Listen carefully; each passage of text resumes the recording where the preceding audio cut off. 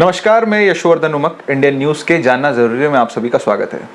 जानना ज़रूरी है में हम आपको वो सब जानकारियों से रूबरू कराते हैं जो आपके लिए जानना ज़रूरी है।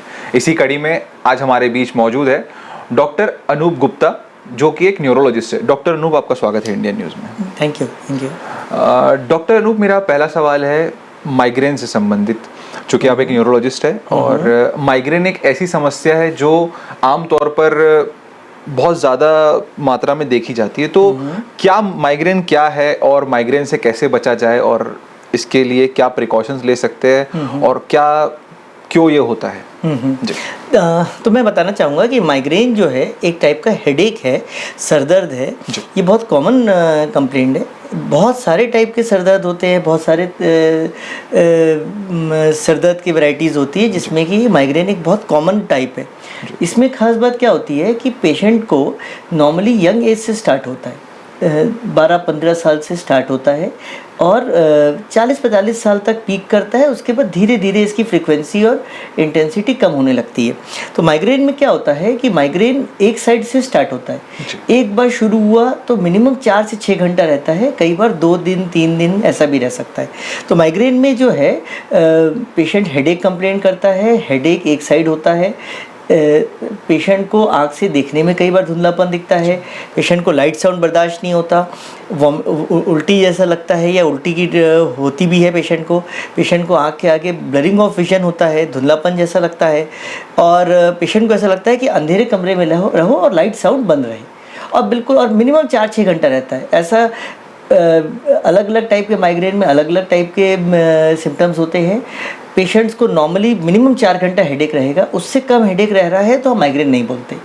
दूसरी चीज़, पेशेंट जो है हमेशा कंप्लेन करता है कि महीने में कभी 4 बार, कभी हफ्ते में 1 बार, कभी 2 बार ऐसा उसको अटैक्स आते हैं और ये अटैक्स जो है बीच बीच में आते रहते हैं। उसके बाद बीच में पेशेंट बिल्कुल ठीक रहता है। तो इसके लिए क्या मेडिकेशन के ज़रिए ट्रीटमेंट लेनी चाहिए, या बहुत बार ऐसा भी सुना गया है कि अगर आप माइग्रेन को टाल देते हैं कि जो हो रहा है दर्द उसको सह लेते हैं तो ठीक है, अगर अदरवाइज मेडिसिन्स में आप जाएंगे तो आपको उसकी हैबिचुअल हो जाएंगे और फिर एक वक्त के बाद मेडिसिन्स भी असर करना बंद कर देती है? हाँ, नहीं ऐसा नहीं है।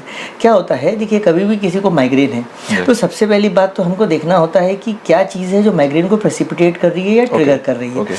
बहुत बार ऐसा होता है कि पेशेंट्स को परफ्यूम से, नींद प्रॉपर नहीं होने से, लंबा देर भूखा रहने से या फिर कुछ पर्टिकुलर फूड लेने से, कई बार किसी को चॉकलेट से, कॉफ़ी से, ऐसे बहुत सारी चीज़ें होती है, डस्ट से, इन सब से माइग्रेन प्रेसिपिटेट होता है। तो सबसे पहली बात तो हमारा मेन एम होना चाहिए कि हम लोग जो चीज़ें ट्रिगरिंग फैक्टर्स है उसको हटाएं, जो ट्रिगर कर रहा है वो अपन दूर रखें।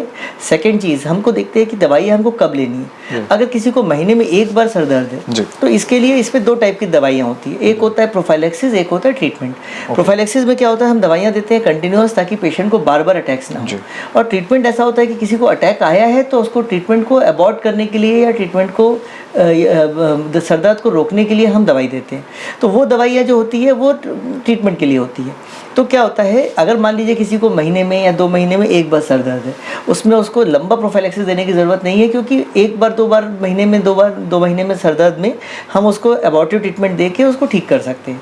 लेकिन मान लीजिए किसी को हफ्ते में 2 बार हो रहा है, या किसी को हफ्ते में 3 बार हो रहा है, या किसी को महीने में 4 बार हो रहा है, या किसी का जॉब ऐसा है, कोई पायलट है या कोई ट्रेन ड्राइवर है या कोई ड्राइवर है, तो उसका वर्क हैम्पर हो रहा है माइग्रेन की वजह से।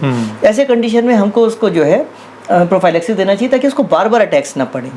तो डिपेंड करता है। प्रोटोकॉल होता है कि हम नॉर्मली 8 से 9 महीना दवाइयाँ चलाते हैं प्रोफाइलैक्सिस। अगर पेशेंट बिल्कुल ठीक रहता है तो धीरे धीरे हम दवाइयों को विड्रॉ कर लेते हैं। जैसा आपने बताया कि उन चीज़ों के बारे में हमें जानना चाहिए कि जिससे ट्रिगर होता है, तो कई बार बहुत बार हम ये पता नहीं लगा पाते कि ट्रिगर किस चीज़ से हो रहा होगा। तो इसका क्या तरीका है पहचान में लाने के लिए? देखिए, इसमें क्या होता है कि हमको ये समझना होता है कि क्या रीजंस, कौन सी चीज़ है जो हम कर रहे हैं और जिससे बार बार हो रहा है। जैसे बहुत लोगों को होता है कि नींद प्रॉपर नहीं हुआ, जब जगह दूसरे दिन माइग्रेन होना ही होना। या कभी ऐसा होता है किसी को बहुत लंबा देर भूखा रह गया तो दूसरे दिन माइग्रेन का अटैक आना ही आना।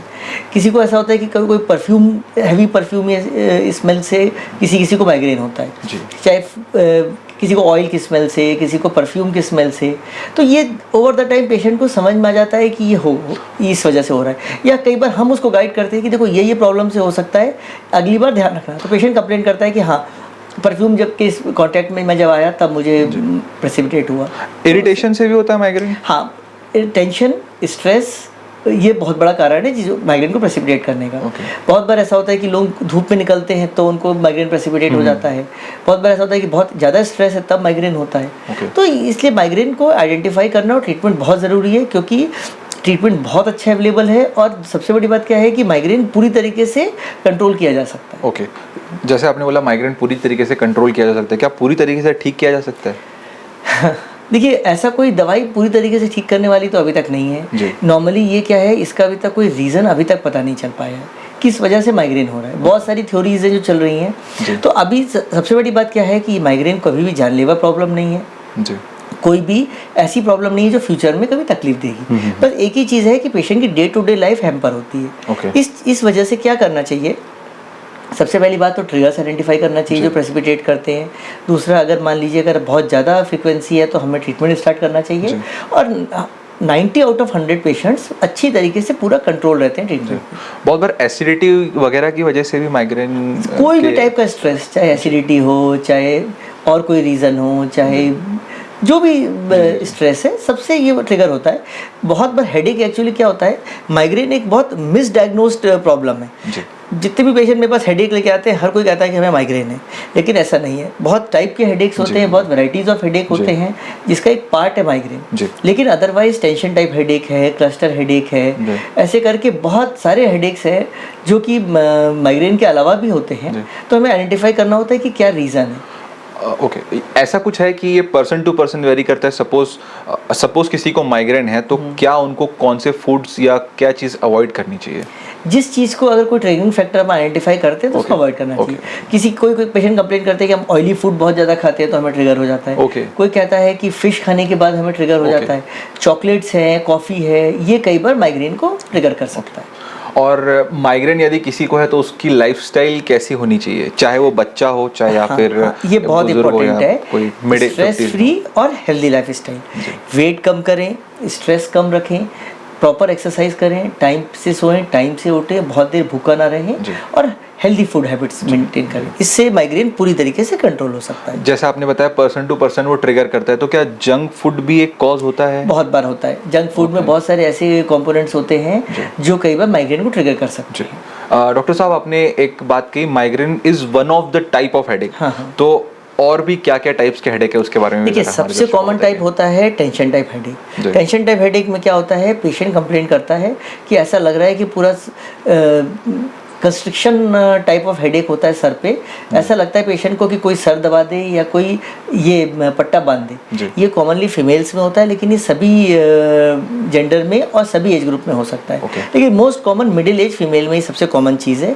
इसमें क्या होता है, ज़रूरी नहीं है कि पेशेंट टेंशन ज़्यादा लेता तभी उसको टेंशन टाइप हेडेक होता है। टेंशन टाइप हेडेक का मतलब है कि पेशेंट को कभी भी स्ट्रेस होता है तो वो उसका हेडेक ट्रिगर हो जाता है, उसकी सर की मांसपेशियाँ टाइट हो जाती है और जिसकी वजह से हेडेक होता है, और जिसकी वजह से उसको पट्टा बांधने से या कोई सर दबा दे उससे रिलीफ मिलता है। ये बहुत कॉमन चीज़ है टेंशन टाइप हेडेक। मीन्स ये एंग्जाइटी जैसा कई हाँ सॉर्ट ऑफ काइंड ऑफ वो बोलना चाहिए, लेकिन ये टेंशन से प्रेसिपिटेट होता है। तो ये भी बहुत कॉमन टाइप ऑफ हेडेक है। माइग्रेन वो है, कई बार मिक्स पैटर्न मिलता है कि माइग्रेन का पेशेंट है जो कि माइग्रेन भी है और साथ में टेंशन टाइप हेडेक भी है। कई बार ऐसा भी होता है कि मिक्स पैटर्न्स बहुत सारे मिलते हैं, तो वो आइडेंटिफाई करना, वो ट्रीटमेंट उसके हिसाब से देना। वैसे मतलब ये दो ही टाइप ऑफ हेडेक्स है, एक टेंशन से माइग्रेन है, टेंशन टाइप हेडेक है, क्लस्टर हेडेक है। फिर बहुत सारे सेकेंडरी हेडेक्स होते हैं। मान लीजिए किसी को ब्रेन ट्यूमर है तो उसको हेडेक होगा। किसी को मान लीजिए सर में खून की नस फटी है या ब्रेन हेमरेज हुआ है उसको हेडेक होगा। किसी को ऐसे बहुत सारी रीजंस होते हैं सेकेंडरी हेडेक के। कफ हेडेक होता है, साइनोसाइटिस होता है, और ऐसे करके वैराइटीज ऑफ हेडेक। लेकिन सबसे common migraine, tension type headache, ये दो सबसे कॉमन टाइप ऑफ हेडेक है। और ये जो टेंशन टाइप हेडेक है, क्या ये बाकी बीमारियों को न्योता दे सकता है, जैसे बीपी, शुगर या कोलेस्ट्रॉल बढ़ाना? बहुत बार पेशेंट स्ट्रेस जो है, स्ट्रेस कोई भी रीज़न से हर तरह की बीमारियों को ये करता है। तो इसलिए हमें स्ट्रेस फ्री लाइफ रहना चाहिए। जितना स्ट्रेस फ्री पेशेंट रहेगा उतना उसको कम बीमारियां होने की संभावना है। और एक और चीज़ देखी गई कि माइग्रेन में लोग अक्सर इंजेक्शंस वगैरह का उपयोग करते हैं पेन को रिलीफ के लिए। हाँ, कई बार ऐसा होता है कि जब पेशेंट को बहुत ज़्यादा हेडेक है और वॉमिटिंग है, माइग्रेन का खास बात है कि वॉमिटिंग के साथ होता है, तो ऐसे कंडीशन में क्या होता है, हम ओरल दवाइयाँ इसलिए प्रेफर नहीं करते क्योंकि दवाई देंगे पेशेंट वॉमिट कर देगा तो असर ही नहीं आएगा।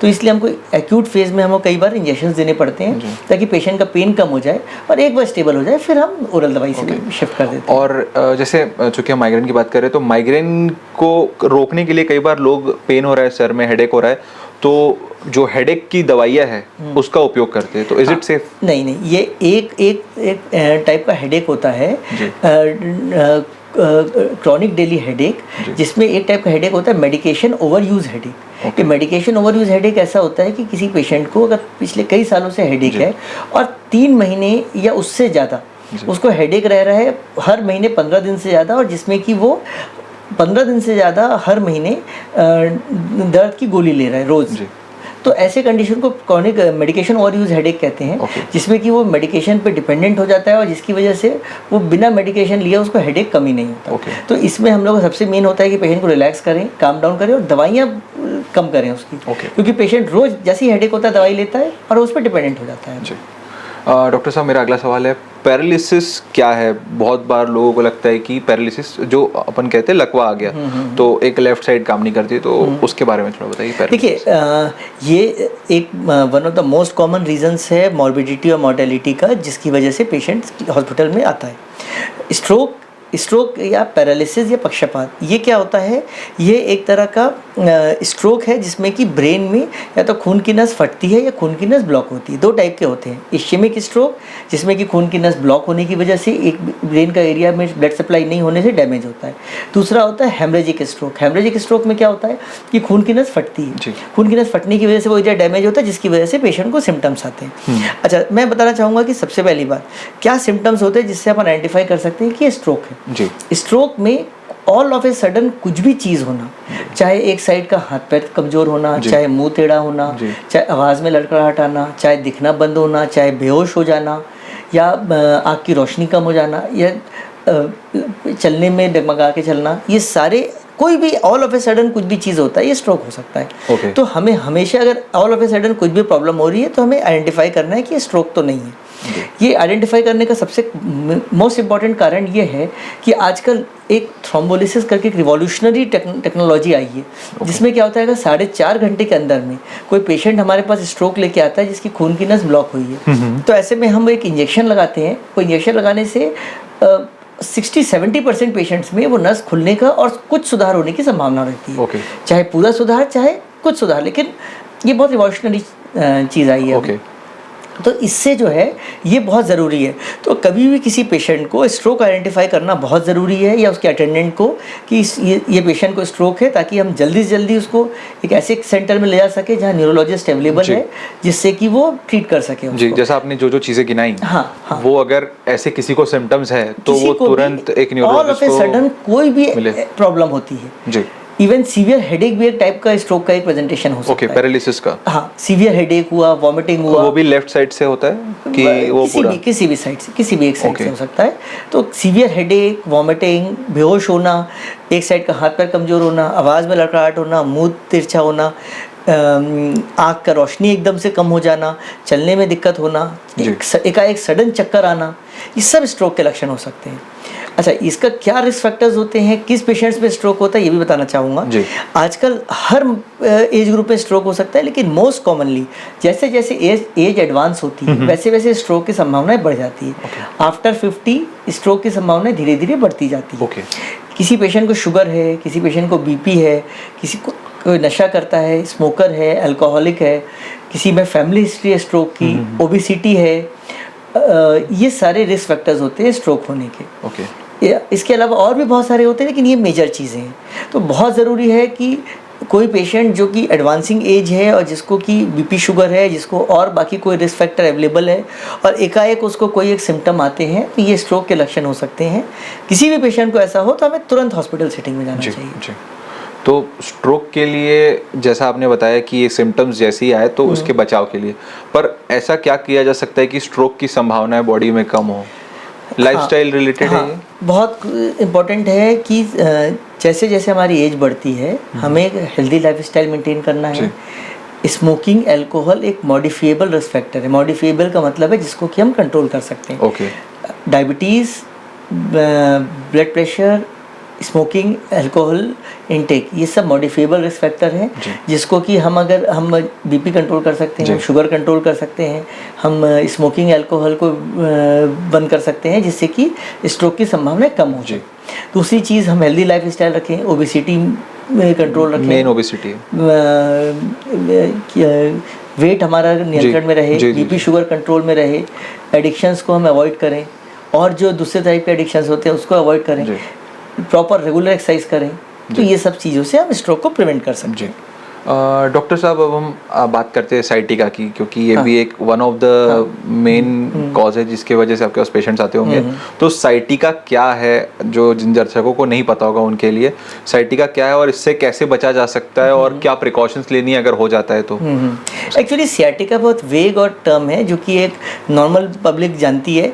क्या होता है, कभी भी कोई पेशेंट है जिसको कि एकाएक गर्दन में दर्द हो रहा है या कमर में दर्द हो रहा है और ये कमर या गर्दन का दर्द करंट जैसा हाथों में या पैरों में आ रहा है, ये एक तरह के स्पॉन्डिलाइटिस के लक्षण हो सकते हैं। जिसमें कि गर्दन में नस दब रही है या कमर में या पीठ में नस दब रही है और वो नस जिस जिस जगह सप्लाई कर रही है वहाँ में पेन हो रहा है, झुनझुनी हो रही है। तो ये बहुत कॉमन सिम्टम है जिसकी वजह से पेशेंट हमारे पास आते हैं। कमर दर्द है, गर्दन दर्द है, दर्द करंट जैसा हाथों में आ रहा है, पैरों में आ रहा है, चलने में दिक्कत हो रही है, झुनझुनी हो रही है, सीवियर पेन है, खड़े नहीं हो पा रहे हैं, करवट नहीं बदल पा रहे हैं, ये सारे सिम्टम्स सियाटिका के हो सकते हैं। तो इसके लिए कैसे बचा जाए, क्या उपाय? इसके लिए सबसे पहली बात तो ये तो किसी के हाथ में नहीं है। वेट कम करना, प्रॉपर एक्सरसाइज करना, गर्दन और कमर की एक्सरसाइजेस करना ताकि हमारी मसल्स स्ट्रॉन्ग रहें, जिससे कि हम लोग इसको प्रिवेंट कर सकते हैं। ओके, बेसिकली वेट कम करना, वेट बहुत ज़रूरी है। हेल्दी आदमी के लिए, हेल्दी लाइफस्टाइल के लिए वेट कम होना बहुत ज़रूरी है। सपोज किसी को साइटिका है और वो हैवी है काफ़ी, तो उसके लिए क्या उपाय है? तो सबसे पहले तो ये है कि कुछ एक्सरसाइजेस होती हैं जो कि हम लोग बैक स्ट्रेंथनिंग एक्सरसाइजेस बोलते हैं, जिसको कि हम कराते हैं जिससे कि उसका मसल्स स्ट्रांग हो जाए और उसके बाद उसको बार बार रिपीटेडली पेन ना हो। ओके, तो साइटिका से बचने का ये एक है। हम जब पैरालिसिस की बात कर रहे थे तो एक ये भी है कि पैरालिसिस, कोरोना के बाद जब पैरालिसिस होते थे तो स्ट्रोक्स की संख्या काफ़ी ज़्यादा बढ़ गई थी। क्या होता है कि कोरोना या कोविड जो एक बीमारी थी, ये एक हाइपर कोगुलेबल स्टेट पैदा करती थी। हाइपर कोगुलेबल स्टेट का मतलब है कि जो मरीज जिसको कोरोना या कोविड हुआ है उनका खून मोटा या गाढ़ा हो जाता था और जिसकी वजह से उनमें खून की नस ब्लॉकेज होने की संभावना है, चाहे वो ब्रेन में हो हार्ट में हो, बहुत बढ़ जाती थी। तो ये बहुत कॉमन था, अब कम हो गया है ये कंपैरेटिवली, लेकिन हाँ कोविड के बाद से स्ट्रोक की फ्रीक्वेंसी बढ़ गई है। चूँकि मैं पैरालिसिस की बात कर रहा हूँ तो एक और सवाल ऐड करना चाहूँगा, ये मिथ है या मतलब इसमें कितनी सच्चाई वो आप बता पाएंगे? बहुत बार ये कहा जाता था कि जो पिजन रहता है कबूतर, उसके सेवन से जो पैरालिसिस के मरीज रहते हैं या उसके ब्लड से वो ठीक होते हैं। नहीं, ये एक बहुत ही बड़ा मतलब एक गलत धारणा है लोगों में। 3-4 गलत धारणा है। एक तो ये कि पिजियन या कबूतर का खून पिलाओ या वो रगड़ो हाथ पैर में। दूसरा है मिट्टी तेल पिलाओ और मिट्टी तेल रगड़ो। ये बहुत ही एक गलत धारणा है जो कि कभी फॉलो नहीं करना चाहिए कहीं से भी साइंटिफिकली, ना तो ये प्रूवन है और ये बहुत बार हार्म करती है। मिट्टी तेल की बात बताना चाहूँगा कि बहुत सारे मरीज ऐसे होते हैं हमारे पास जो मिट्टी तेल पी के आते हैं। कई बार स्ट्रोक से तो वो सर्वाइव कर जाते हैं, लेकिन मिट्टी तेल की वजह से उनमें केमिकल निमोनाइटिस डेवलप होता है। ये केमिकल निमोनाइटिस ट्रीट करना बहुत मुश्किल होता है और बहुत बार पेशेंट स्ट्रोक से तो निकल जाते हैं लेकिन निमोनाइटिस की वजह से एक्सपायर हो जाते हैं या बिस्तर में पड़ जाते हैं। तो बिल्कुल गलत धारणा है, कभी भी किसी भी स्ट्रोक के पेशेंट को या किसी को भी मिट्टी तेल कभी नहीं पिलाना चाहिए। ये एक तरह का जहर है जो कि शरीर में बहुत नुकसान पैदा कर सकता है। और कबूतर का खून पीना, लगाना, सबसे पहली बात तो एक जीव की हत्या कर रहे हैं आप खून के लिए, और दूसरी चीज़ इसका कोई साइंटिफिक प्रूफ नहीं है। तो इसीलिए बिल्कुल गलत धारणा है, कभी भी इसको फॉलो नहीं करना चाहिए, कभी भी नहीं। अब वक्त तो चला एक ब्रेक का, बने रहिए इंडियन न्यूज़ के साथ।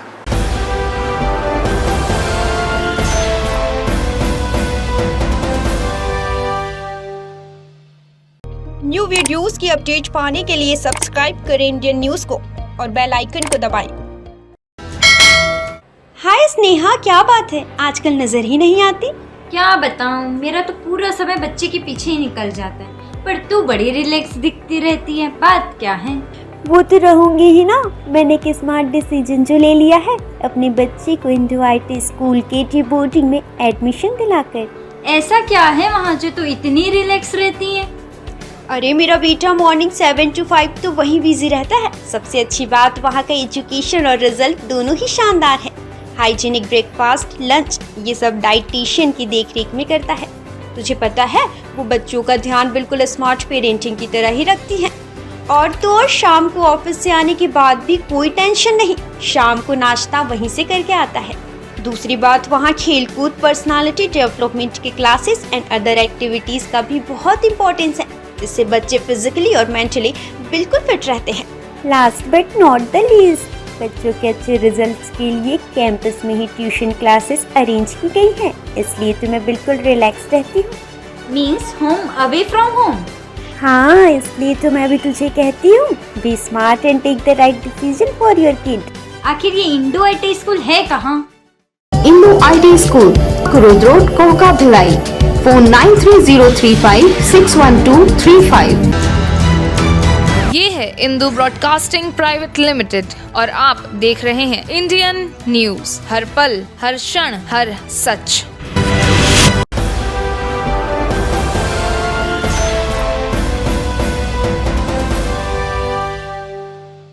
ब्रेक के बाद आप सभी का स्वागत है इंडियन न्यूज में। मेरे साथ मौजूद है डॉक्टर अनूप गुप्ता जी। जैसे बहुत बार देखा गया है कि किसी को ट्यूमर हो जाता है तो डॉक्टर्स ऑपरेट करने बोलते हैं, मगर उसके बाद देखा गया ऑपरेट करने के बाद पैरालिसिस हो जाता है। तो ये क्यों? क्योंकि ट्यूमर का ऑपरेट करने के बाद इसलिए पैरालिसिस होता है और कोई और बात हो सकती है?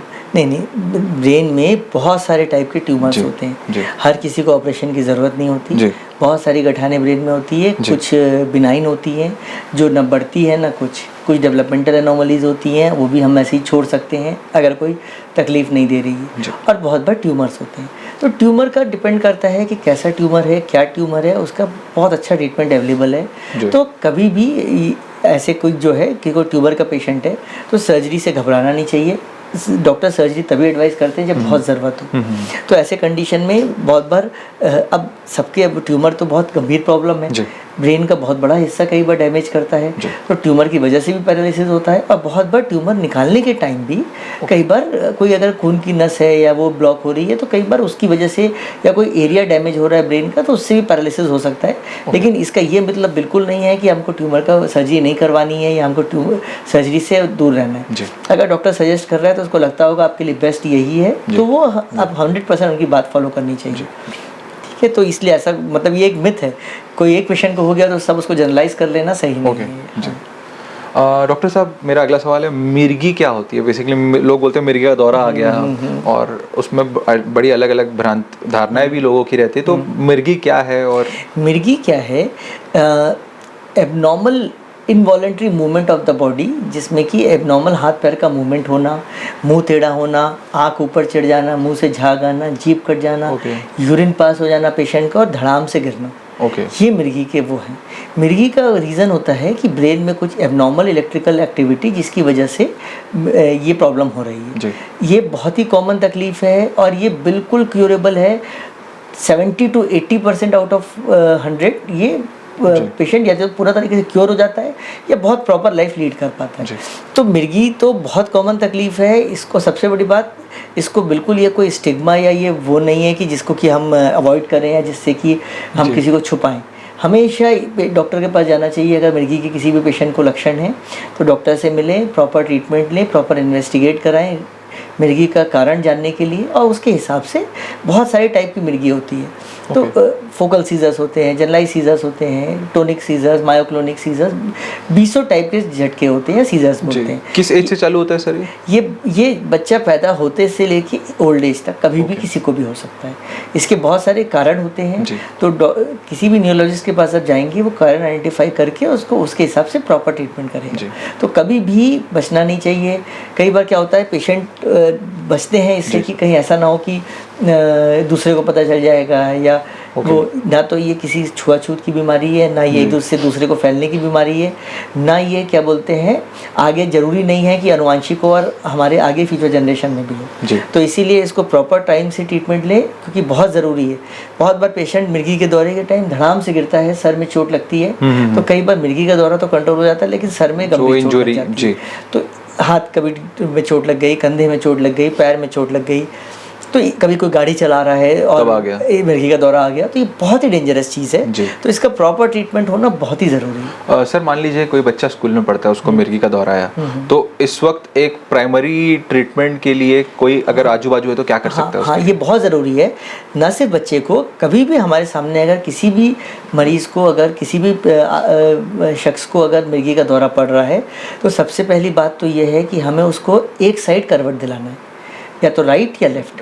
दूसरी चीज़, हमें कभी भी उसके मुंह में चम्मच या उंगली या कुछ कभी नहीं डालना है जी।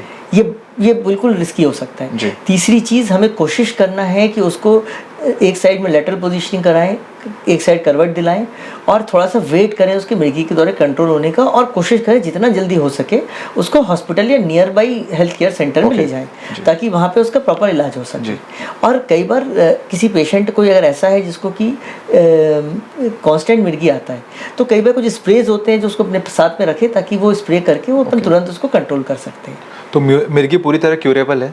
देखिए, मिर्गी कंट्रोल कर सकते हैं, उसका रीज़न पता करना है और उसके हिसाब से, जैसे किसी को ब्रेन ट्यूमर और मिर्गी हो रहा है तो अपने को ब्रेन ट्यूमर निकालना है तो बहुत बार मिर्गी कंट्रोल हो जाता है। बहुत बार हमें क्या होता है कि कई बार सर्जरी लगती है, कई बार दवाई से कंट्रोल हो जाता है, तो मिर्गी को हमें कंट्रोल करना बहुत ही ज़रूरी है। क्योंकि जैसा आपने बताया कि कोई अगर ड्राइव कर रहा है, सपोज कार ड्राइव कर रहा है या टू व्हीलर ड्राइव कर रहा है, तो बहुत रिस्की हो जाएगा। बहुत रिस्की होता है। कई बार शुगर लो होने से मिर्गी हो सकता है, कई बार सोडियम लो होने से मिर्गी हो सकता है, बहुत हाई फीवर में मिर्गी हो सकता है, तो हमें ये सब चीज़ों को कंट्रोल करना है। अच्छा, जब मिर्गी होती है तो क्या वो बचपन से ही पता चल जाता है कि दैट पर्टिकुलर पेशेंट है मिर्गी, या कब किसी भी एज में आ सकता है? अलग अलग टाइप के एपिलेप्सी के अटैक्स अलग अलग एज ग्रुप में आते हैं। ये बहुत सारे टाइप के होते हैं। कई बार कुछ रीज़न होता है, कई बार कोई रीज़न नहीं होता, तो वो अलग अलग एज ग्रुप में अलग अलग होते हैं। कुछ बच्चों में प्रिवेलेंट होते हैं, कुछ बच्चों में बड़ों में होते हैं, कुछ ओल्ड एज में होते हैं, कुछ प्राइमरी होते हैं, कुछ सेकेंडरी होते हैं। ब्रेन ट्यूमर से हो गया, ब्रेन हेमरेज से हो गया, स्ट्रोक से हो गया, या चोट लगने से हो गया, ये सब सेकेंडरी कारण होते हैं। और एक और चीज़, जैसा आपने बताया जीभ बाहर निकल जाती है, तो ये जीभ बाहर ही रहती है जब वो बेहोश हो जाता है सामने वाला? उसके बाद क्या होता है, ये एक टाइम में जीभ बाहर निकलती है और जीभ कटने की भी संभावनाएं रहती है, और बाद में फिर जो है वो अलग अलग फेजेस होते हैं। तो एक फेज में होता है, फिर दूसरे फेज में पेशेंट रिलैक्स हो जाता है, तो उस समय फिर जीभ अंदर आ सकती है। ऐसा इसके लिए कोई खाना वगैरह ऐसा कि जिससे अवॉइड कर सके, कोई फूड ऐसा क्या?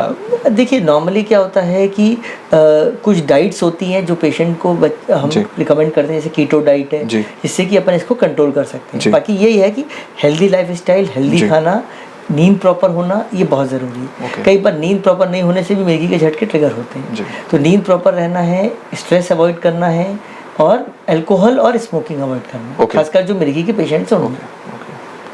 डॉक्टर साहब, अगला सवाल मेरा है पार्किंसंस। ये क्या है बेसिकली पार्किंसंस? और काफ़ी अच्छा सुंदर नाम लिखता है, मगर एक बीमारी है। देखिए, पार्किंसंस जो है, इसमें पार्किंसन एक बीमारी है जिसमें कि पेशेंट के 4-5 सिम्टम्स होते हैं। पेशेंट हर काम में स्लो हो जाता है, धीमे धीमे चलना, हाथ कांपना, हर काम में स्लोनेस, कई बार चलते चलते गिर जाना, ये पार्किंसंस के लक्षण होते हैं। इसको आइडेंटिफाई करना और ट्रीट करना इससे ज़रूरी है कि पेशेंट 100 में से 90% पेशेंट इडियोपैथिक पार्किंसन डिसीज़ के होते हैं, जो कि पूरी तरीके से कंट्रोलेबल है और पेशेंट की क्वालिटी ऑफ लाइफ बहुत अच्छी हो जाती है दवाइयों से। तो ऐसा पेशेंट जो बिल्कुल कमज़ोर पड़ गया है, बिल्कुल चल नहीं पा रहा है, अगर आइडेंटिफाई हो जाए कि पार्किंसंस का पेशेंट है और हम उसका ट्रीटमेंट स्टार्ट करें, तो पेशेंट बहुत अच्छा रिकवर करता है। क्या सिम्टम्स है उसके? बेसिकली आपने जैसे बताया, थोड़ा स्लो चलना, एक्टिविटीज, हर काम में स्लो हो जाना, राइटिंग चेंज हो जाना, राइटिंग छोटी हो जाना, धीमे धीमे बोलना। पेशेंट जैसे खाना खाने में जैसे 5 मिनट लेता था पहले, अब 10 मिनट लगता है, 15 मिनट लेता है। चलने में धीमे धीमे चलता है, कपड़े पहनने में उसको टाइम ज़्यादा लगता है, और उंगलियों में ऐसे ट्रिमर्स आते रहते हैं, ऐसे पिल रोलिंग मूवमेंट होता है, ऐसा ऐसा उंगली ऐसा करता रहता है। तो ये पार्किंसंस के ये लक्षण पार्किंसंस के आपने जैसे बताया कि 100 में से 99 जो केस रहते हैं जो फर्स्ट पार्किंसन के रहते हैं, और जो सेकंड पार्किंसन है सेकेंडरी पार्किंसंस कई टाइप के होते हैं, उनका ट्रीटमेंट उतना अच्छा नहीं होता, लेकिन वो रेयर होते हैं। ओके, मतलब mostly patients idiopathic Parkinson's disease के होते हैं जो कि बहुत अच्छा रिकवर करते हैं। तो ये किस एज में आता है या कभी भी आ सकता है? एडवांसिंग एज आफ्टर 50 आफ्टर 60 होता है। किसी को यंग पेशेंट में आ रहा है उसको यंग ऑनसेट बोलते हैं, जो कि 40-45 के पहले आ रहा है। तो अलग अलग टाइप के होते हैं, लेकिन मोस्ट कॉमन आफ्टर 50-60 ईयर्स ये हम लोग को मिलता है। पार्किंसन लाइफ थ्रेटनिंग है? नहीं, लाइफ थ्रेटनिंग नहीं है, लेकिन पेशेंट अगर ट्रीटमेंट प्रॉपर नहीं ले रहा है तो उस चक्कर में और भी मॉर्बिडिटीज हो सकती हैं। लेकिन ऐसे पार्किंसन लाइफ थ्रेटनिंग। और इसके लिए मेडिकेशन ही एक उपाय है? मेडिकेशन बहुत अच्छा उपाय है, जिससे कि पेशेंट बहुत अच्छा इंप्रूव हो जाता है और बहुत अच्छी क्वालिटी ऑफ लाइफ मेंटेन करता है। तो ये किसी मतलब जैसे आपने बताया मिड 40s से शुरू हो सकता है या फिर 50s के बाद? नॉर्मली 50-60 ईयर्स के बाद होता है, लेकिन ये किसी भी एज में हो सकता है, लेकिन रेयर होता है। मेनली तो जो आफ्टर 50-60 अपीयर होता है। एक अगली बीमारी भूलने की बीमारी जो बहुत कॉमन है, हम लोग कई बार हम लोग बोल देते हैं मैं भूल गया, मगर और एक और होता है कि वाकई किसी को कोई चीज़ याद नहीं रहती, जो एक सीवियर चीज़ है कि वो लोग भूल जाते हैं। तो भूलने की बीमारी को डिमेंशिया कहते हैं। डिमेंशिया एक बहुत कॉमन बीमारी है।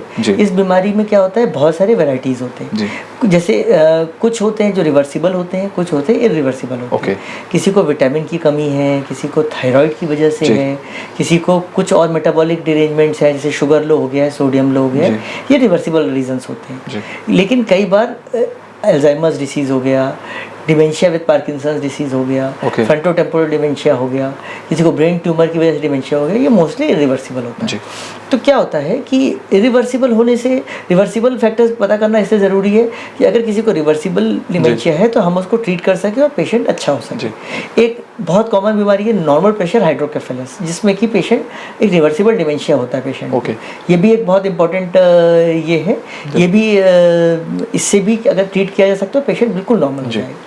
तो जब व्यक्ति भूल जाता है तो क्या उस स्टेज के बाद उसको बाकी चीज़ें फिर याद आने लगती है या वो भूल जाता है? अलग अलग टाइप के पेशेंट्स में अलग अलग प्रॉब्लम्स होती हैं। इसमें क्या होता है, जो भूलने की प्रॉब्लम है, बहुत बार ऐसा होता है कि बहुत सारे पेशेंट यंग पेशेंट है जिनको कोई रीज़न नहीं है, वो हमारे पास आते हैं कि सर हम चीज़ें भूल जा रहे हैं। तो उनमें जब उनसे हिस्ट्री लो, प्रॉपर पता करो, तो पता चलता है स्ट्रेस की वजह से उनके दिमाग में बहुत चीज़ें चलती रहती हैं और जिसकी वजह से वो कई बार कॉमन चीज़ें भूल जाते हैं। तो कई बार स्ट्रेस रिलीव करके, कई बार कुछ बेसिक दवाइयाँ दे के, या कई बार स्ट्रेस फ्री हेल्दी लाइफ के साथ हम इस चीज़ को कंट्रोल तो वो भी डिमेंशिया में आता है ना वो तो कई बार एंजाइटी, कई बार स्ट्रेस, इसकी वजह से भी होता है। इसकी कोई एज रहती है या ये अर्ली एज में होता है? नॉर्मली 60-70 ईयर्स के बाद होता है। और क्या होता है, एक होता है बीमारी जिसको बोलते हैं benign forgetfulness of elderly. Benign forgetfulness of elderly का मतलब यह है कि जैसे जैसे हमारी एज बढ़ती है थोड़ी थोड़ी हमारी भूलने की टेंडेंसी बढ़ती जाती है। तो ऐसे में 60-70 ईयर्स के बाद ऐसा होता है कि कई बार हम कुछ नाम भूल गए, कई बार कुछ चीज़ें रख के भूल गए। ये बहुत कॉमन चीज़ है। बहुत बार दादाजी लोग हमारे या नाना जी कंप्लेंट करते हैं कि हाँ चीज़ें हम भूल जा रहे हैं। ये बहुत कॉमन है, इसको बिनाइन फॉरगेटफुलनेस ऑफ एल्डरली कहते हैं, जो कि बीमारी नहीं बोलेंगे, ये एज रिलेटेड है। और एक होता है कि फ्रैंक डिमेंशिया, जिसमें कि पेशेंट की डिमेंशिया हो रहा है और वो धीरे धीरे चीज़ें बढ़ती जा रही हैं। तो ऐसे कंडीशन में हमको आइडेंटिफाई करना है क्या रीज़न है और उसको प्रॉपर ट्रीट करना है। क्या ये छोटे बच्चों को भी हो सकता है भूलने की बीमारी? बहुत सारे सेकेंडरी कॉजेस होते हैं, चाहे इन्फेक्शन हो गया, ब्रेन ट्यूमर्स हो गया, और भी मेटाबॉलिक प्रॉब्लम्स होती हैं जिसमें ऐसा हो सकता है कि एक बच्चा जो बिल्कुल नॉर्मल है बाद में चीज़ें भूलने लगे। हो सकता है ये भी एक रीज़न हो सकता है। डॉक्टर साहब अगला सवाल है, अल्जाइमर क्या होता है? अल्जाइमर्स डिसीज़ एक डिमेंशिया का टाइप है। तो अल्जाइमर डिसीज़ एक ऐसा होता है जिसमें 60-70 ईयर्स के बाद ये पेशेंट को डेवलप होता है, जिसमें पेशेंट धीरे धीरे चीज़ें भूलता जाता है। पेशेंट चीज़ें भूलता है, पेशेंट को धीरे धीरे, इसमें बहुत सारे वैरायटी ऑफ सिम्टम्स होते हैं। जैसे पेशेंट को न सिर्फ भूलना, पेशेंट को क्या होता है, एपैथी होता है, जिसका मतलब उसको कोई मतलब नहीं कि कौन आ रहा है जा रहा है घर में, कोई खुशी हो रही है, दुख हो रहा है, कोई मतलब नहीं। पेशेंट अपना बैठा हुआ है, शांत बैठा हुआ है, ना उसको खाने का होश है, ना उसको पीने का होश है, ना उसको नहाने का वो रहता है, और पेशेंट धीरे धीरे प्रोग्रेस करता जाता है अल्जाइमर्स में। इसका रीज़न है ब्रेन का श्रिंक होना। ओके, ये जेनेटिक भी हो सकता है ये, और एक्वायर्ड भी हो एज सकता है। इसकी कोई है specific? 60-70 years plus. Okay okay okay. After 70 years बहुत मोस्ट कॉमन है ये। Alzheimer is common. Okay, Alzheimer common है। तो इसके लिए कोई बचने की कोई चीज़ कि बचा जा सके इससे? हेल्दी लाइफ स्टाइल, और बहुत बार ये देखा गया है कि जो जितने एजुकेटेड लोग जी। हैं उनमें ये संभावनाएं कम होती है अल्जाइमर्स होने ओके। की। लेस एजुकेटेड में, रूरल पीपल में होने की संभावना ओके। ज़्यादा रहती है। तो बस हेल्दी लाइफ स्टाइल मेंटेन करने से ओके। बहुत बार हम इसको अवॉइड कर सकते हैं। डॉक्टर साहब, अगला सवाल है कि पीठ दर्द एक बहुत कॉमन चीज़ हो गई जो होती है, जैसा आपने बताया वो साइटिका की वजह से भी होती है, और बाकी भी जैसे पीठ दर्द होती है, तो क्या इसके रीज़न होते हैं? देखिए, कमर दर्द, गर्दन दर्द, पीठ दर्द, सबसे कॉमनली दर्द होने का रीज़न होता है मसल स्पैज़्म या मांसपेशियों में अकड़न। ओके। ये सबसे कॉमन होता है। कभी ठंड में सो गए, आड़ा तिरछा सो गए, गलत पोजीशन में सो गए, सोफे में सो गए, जी। जिसके बाद ये अकड़न होना बहुत कॉमन चीज़ होता है। तो ये बहुत सिंपल चीज़ है, और कई बार कॉम्प्लिकेटेड रीजंस भी हो सकते हैं। कमर का टीबी होना है, पीठ का टीबी है, ये भी हो सकता है। कोई कमर पीठ में ट्यूमर है, वो भी कई बार दर्द के साथ हो सकता है। तो डिपेंड करता है। कोई भी अपने को ये प्रॉब्लम है और ये परसिस्ट कर रही है, तो डॉक्टर से मिले, न्यूरोलॉजिस्ट से मिले, वो आपको प्रॉपर डायग्नोज, प्रॉपर ट्रीट करेंगे। एक झुनझुनी भी आती है, वो भी एक प्रॉब्लम रहती है कि झुनझुनी आना हाथ पैर में, या तो कई बार लोग बैठने के वजह से भी झुनझुनी आती है, आप पर्टिकुलर पोजीशन में बहुत देर तक बैठे तो क्या झुनझुनी से हमें थोड़ा सावधान रहना चाहिए? देखिए, झुनझुनी एक कॉमन चीज़ है। कभी भी कहीं पे अगर नस का कंप्रेशन होता है तो झुनझुनी आती है। बहुत बार ऐसा होता है कि हम लंबा देर बैठ गए तो हमें पैर में झुनझुनी आने लगती है, लेकिन वो जैसे ही हम खड़े होते हैं, चलते हैं, वो ठीक हो जाती है। तो ये बहुत कॉमन चीज़ है, बहुत नॉर्मल चीज़ है। कुछ तकलीफ़ें ऐसी होती है इसको बेसिकली, लेकिन जो अगर मान लीजिए टेम्पररी झुनझुनी है, कभी आ रही है जा रही है, तो कोई प्रॉब्लम नहीं। लेकिन अगर मान लीजिए कंटिन्यूस बनी हुई है, तब हमें डॉक्टर से मिलना है, समझना है। विटामिन की कमी की वजह से, नसों के दबने की वजह से, शुगर अनकंट्रोल होने की वजह से, नसों में डैमेज होने से, कई बार जेनेटिक रीजंस होते हैं उसकी वजह से। तो ऐसे बहुत सारे कारण होते हैं जिसकी वजह से झुनझुनी होती है। तो कभी भी अगर हमें झुनझुनी हो रही है या हमें कोई प्रॉब्लम हो रही है, तो ऐसे में हमें आइडेंटिफाई करना चाहिए कि क्या रीज़न है। अगर टेम्पररी है, कभी कभार हो रही है, तब तो कोई प्रॉब्लम नहीं। गर्दन में नस दबने से, कमर में नस दबने से भी झुनझुनी होती है। कई बार ब्रेन में अगर स्ट्रोक भी की वजह से भी झुनझुनी हो सकती है, एक साइड ऑफ बॉडी में। तो ये बहुत सारे रीजंस हो सकते हैं झुनझुनी के। अगर परसिस्टेंट झुनझुनी है तो हमें हमेशा डॉक्टर से मिलके प्रॉपर इलाज करवाना चाहिए। सर, आपने अभी एक चीज़ बोली कि एसी या सोने की पोजीशन या ज़्यादा ठंडा होना, तो एक नॉर्मल व्यक्ति को एक अच्छी लाइफस्टाइल मेंटेन करने के लिए या हेल्थ को मेंटेन करने के लिए कितना एसी का उपयोग करना चाहिए? क्या ये नसों को प्रभाव करता है? देखिए, नॉर्मली जितना हमारा बॉडी का टेम्परेचर है उससे आसपास टेम्परेचर अगर रहता है तो बहुत अच्छा है। 26 डिग्री एसी का अगर टेम्परेचर हम मेंटेन करते हैं तो ये बहुत अच्छा है। 18 डिग्री 17 डिग्री ये बहुत डेंजरस है। इन सब में बहुत बार हमें जो है प्रॉब्लम्स होने की संभावना रहती है। और इसके बाद क्या होता है कि हम जितना बाहर निकलते हैं, नॉर्मल उसमें निकलते हैं, तो जितना वेरिएशन टेम्परेचर का होता है वो बॉडी को प्रभावित करता है। तो ऐसे में बेटर होगा कि हम एक अपने नियर नॉर्मल बॉडी टेम्परेचर के आसपास का टेम्परेचर रखें। 25 डिग्री 26 डिग्री सफिशिएंट, बहुत ठंडा नहीं करना चाहिए। और आपने एक बात कही सोने की पोजीशन, तो सोने की क्या पोजीशन होती है? बहुत लोग करवट में सोते हैं, बहुत लोग सीधा सोते हैं। नहीं, वो तो परसेंट टू परसेंट डिपेंड करता है, जिसको जैसा कंफर्टेबल है। लेकिन हमेशा अवॉइड करना चाहिए सॉफ्ट पिलोज और सॉफ्ट मैट्रेस। हमेशा हार्ड गद्दा हो या जितना पतला गद्दा हो उतना बॉडी वेल मेंटेन रहती है। और पिलो पतली होनी चाहिए। बहुत कई लोगों की आदत होती है 2 पिलोज लगा के या बड़ी वाली गोल पिलो लगा के सोते हैं, वो बिल्कुल गर्दन को नुकसान पहुंचाती है। हमेशा बहुत पतली पिलो यूज़ करना चाहिए। अच्छा, कई बार सर नस खिंचा जाती है, पैर की मोच आ जाती है, तो क्या ये भी एक न्यूरोलॉजिकल? अगर मोच आ जाती है तो मोच तो ऑर्थोपेडिक से मिलना है। ये स्प्रेन है जिसको कि ऑर्थोपेडिक वो ज़्यादा बेटर डील कर सकते हैं। नस खिंचाने के बहुत सारे रीजंस होते हैं। बहुत बार क्रैम्प्स पेशेंट को आते हैं। रात में पेशेंट सो रहा है तो पेशेंट कंप्लेन करता है कि मुझे पैर में नस खिंचा रही है, पैर में अकड़न हो रही है। तो ऐसे में अगर एक परसिस्टेंट है तो कई बहुत सारे पैथोलॉजिकल कारण हो सकते हैं, बहुत सारी विटामिन की कमी की वजह से ऐसा हो सकता है। तो ऐसे में हमें डॉक्टर से मिलना चाहिए।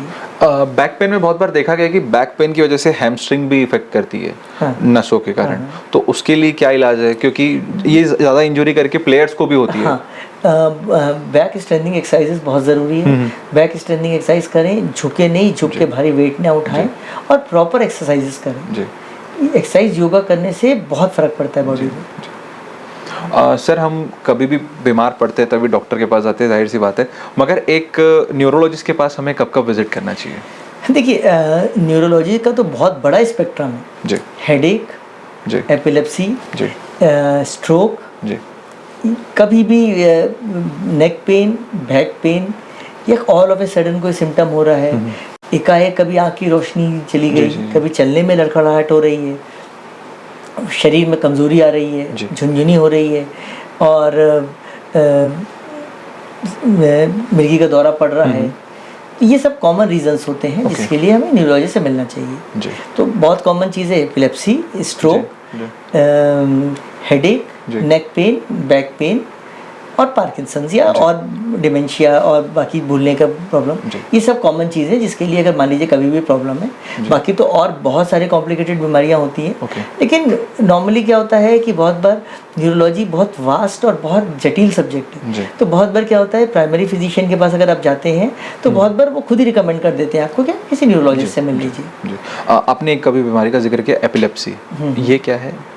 एपिलेप्सी जो है ये मिर्गी का दौरा, ये इसी को एपिलेप्सी कहते हैं। एपिलेप्सी यही है। डॉक्टर अनूप, जैसे आपने जानकारी दी उसके लिए धन्यवाद, मगर यदि किसी को प्रॉब्लम है और न्यूरोलॉजिकल साइड से उसको इश्यूज आ रहे हैं तो आपसे कैसे कंसल्ट कर सकते हो और कैसे आपको कांटेक्ट किया जा सकता है? तो मैं as a consultant neurologist B M Shah hospital में एवरीडे अवेलेबल हूँ। इसके अलावा मेरी पर्सनल क्लिनिक भी है इतिराज टावर्स में, जी रोड, सुपेला भिलाई में, अमित इंटरनेशनल होटल के ऑपोजिट में, जहाँ मैं फुल टाइम हमेशा अवेलेबल हूँ। तो कभी भी किसी भी पेशेंट को कोई भी प्रॉब्लम है तो कभी भी आके मुझसे मिल सकता है। तो ये थे हमारे साथ न्यूरोलॉजिस्ट डॉक्टर अनूप गुप्ता जी, जिन्होंने हमें नसों से संबंधित बीमारियों के बारे में, चाहे वो हेडेक हो, चाहे अल्जाइमर हो या भूलने की बीमारी हो, तमाम ऐसी बीमारियां, बॉडी पेन, झुनझुनी, बैक पेन, इन सभी के बारे में हमें बताया। जानना ज़रूरी कि इस कड़ी के में फ़िलहाल इतना ही। मुझे दीजिए इजाज़त। नमस्कार।